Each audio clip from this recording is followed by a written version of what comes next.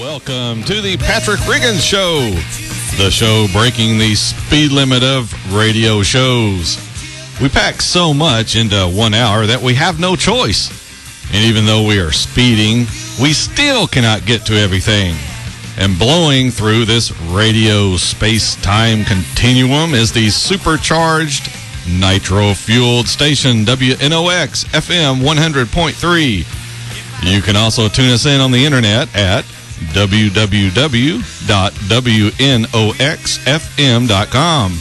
There you will see us here in the studio, courtesy of our webcam, working at breakneck speed to bring you all the show we can legally pack into this hour.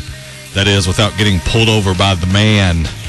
Riding shotgun on the show and making sure everything is running smoothly is our producer, Tori.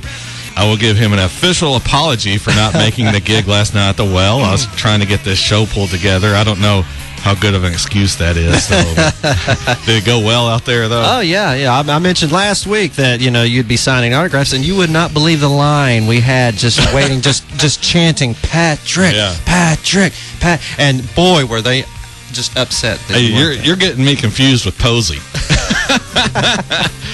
Everybody'd show up to sign autographs for him.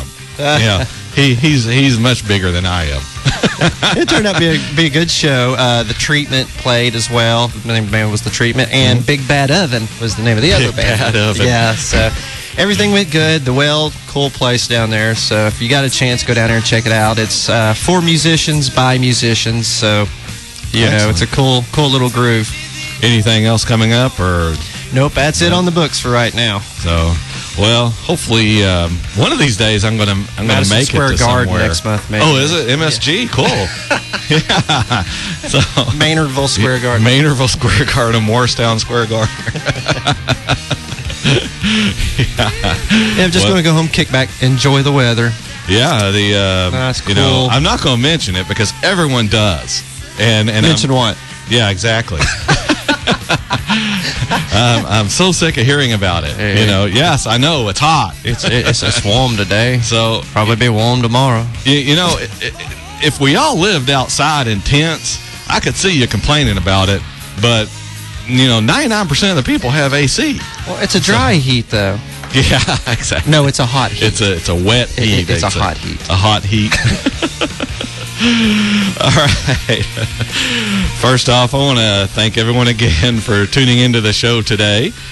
It has been a fun-filled week of interesting goings-ons, and combined with all that, this week is the 4th of July, a celebration of America and its founding. Unfortunately, if our founders could see what we have done with their country, they would probably line us up in front of a firing squad. And I can't say I would blame them.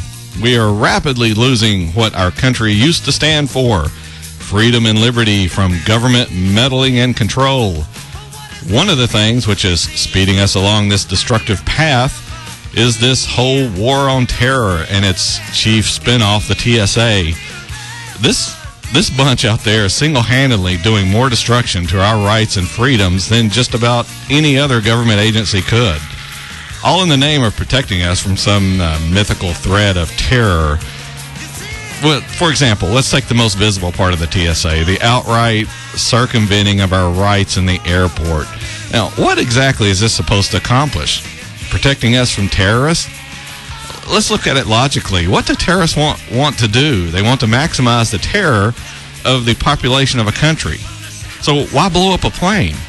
These guys aren't stupid. They know the minute that anyone tries anything, the passengers are going to be wiping the floor with their guy.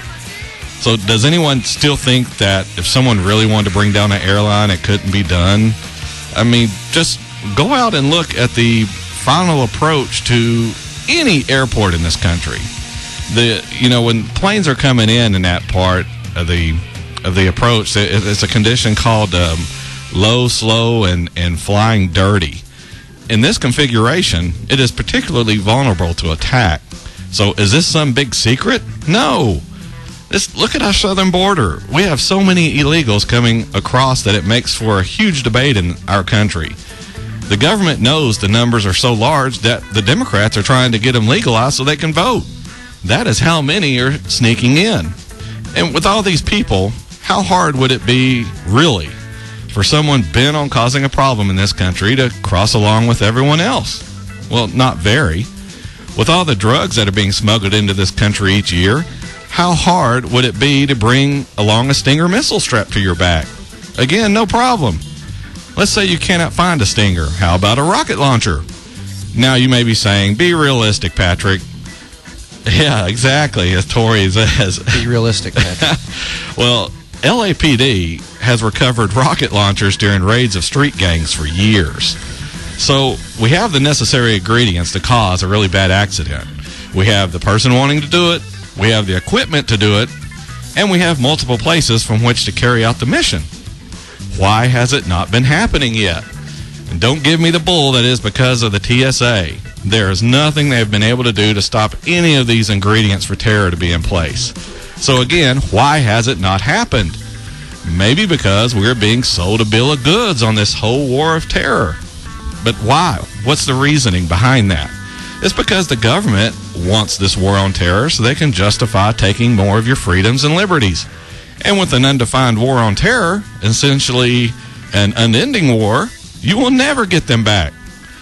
Businesses want it because there is a whole lot of money to be made by selling materials and services in support of this war on terror.